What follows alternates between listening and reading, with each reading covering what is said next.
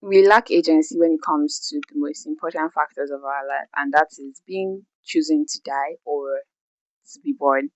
And in Let Us Conspire by Dennis Muga and many other writers, we see how we are being born without our choice. I mean, nobody chose to be born here, and how we do not even have a choice in our dying. And anything that has to do with our dying, our place of death, our time of death, well, except for some circumstances like suicide or euthanasia, where the patient is able to give consent. But aside that, that is not the case. Hi guys, I'm Roving. Welcome to Roving Books, and today I'll be reviewing Let Us Conspire and Other Stories. It has many other writers. And that's one of the reasons why I love this story, because I'm not just reading from one writer's perspective, I'm reading from many other writers' perspective. Let's get into it. I think it is very important that as a society we learn to change how we view women. Women are not objects, women are not commodities. And in one of the stories in Let Us Conspire, a woman is objectified in the sense that she is seen as a property that can be damaged. And because she is damaged, goods are not properties. Women are not damaged goods. We should not say, oh, because something has happened to a woman now she's a damaged good. I mean, we don't view men that way.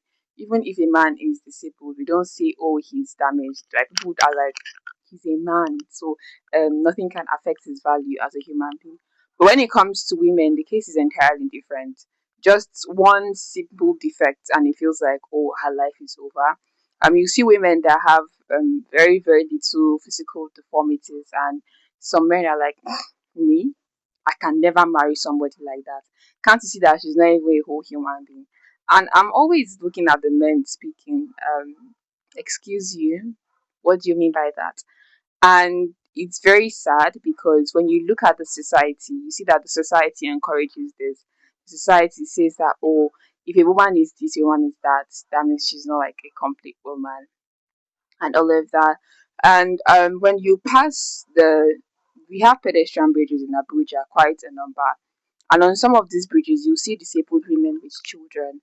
And from what I heard, so I haven't verified, is that these women, the money that they get from begging and other sources, because sometimes they sell some petty things, right?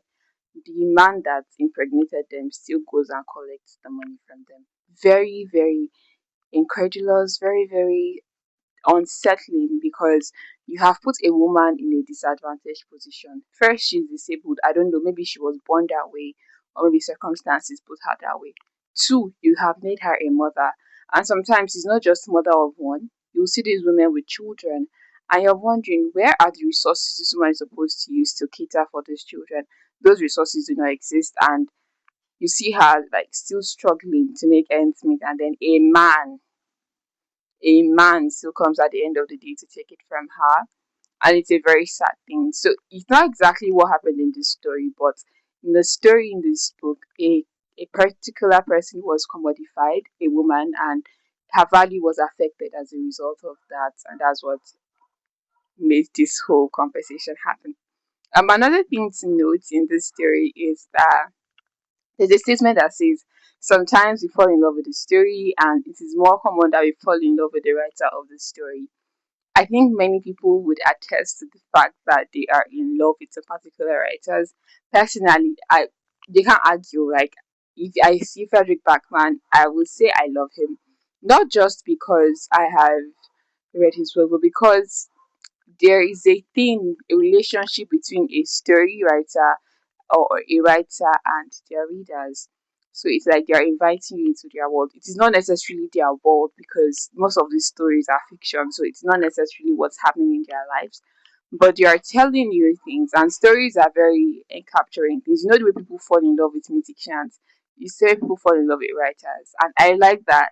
I feel like that showed that the person that read that was also a reader, because there is a very funny discourse that I have been seeing going on. Like, you don't have to read to be a writer. Very ridiculous take if you ask me, because um, you have to learn these things, and the way to learn writing is being a reader first.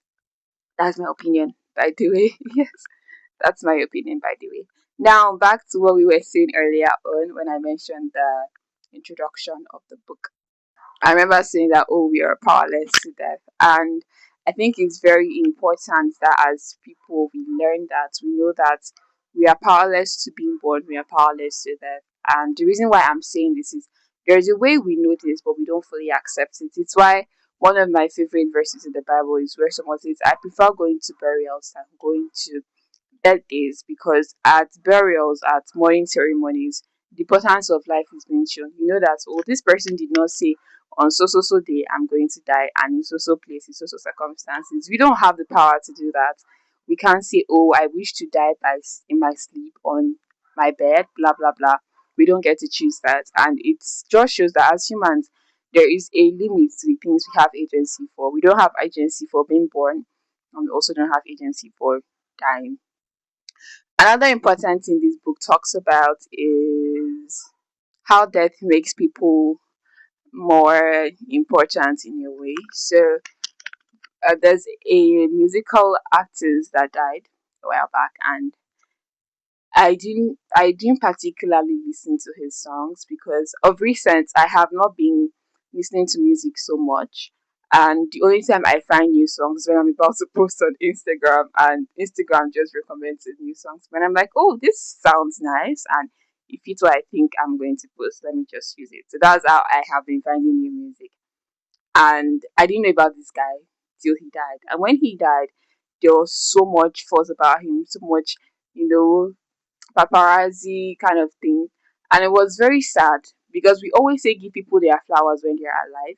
And it's sad that a man as talented as him did not get to receive any, or maybe he did receive a few flowers, but he didn't receive the flowers he received after his death, because if you see the way people supported him, people played his music.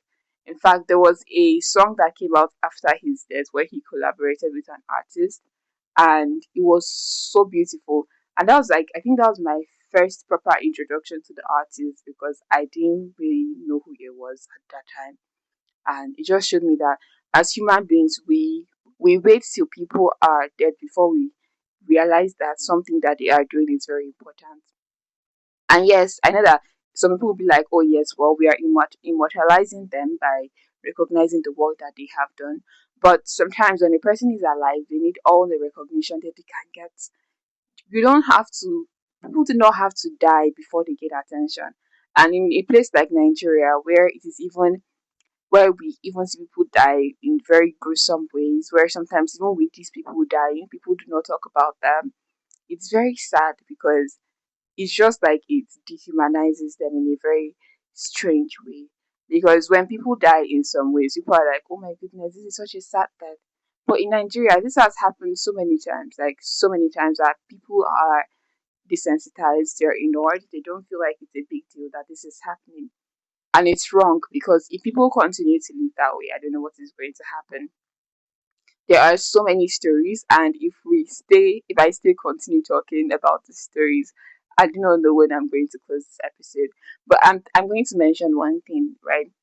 I think it's very important that we see other aspects of the African culture, because I did not really click into African cultures. Like, I did not know this many aspects of the African culture before read this book. And I think one of the reasons is also because it wasn't just one person writing, it was a collection of people. So the different writers brought different parts of themselves to the stories.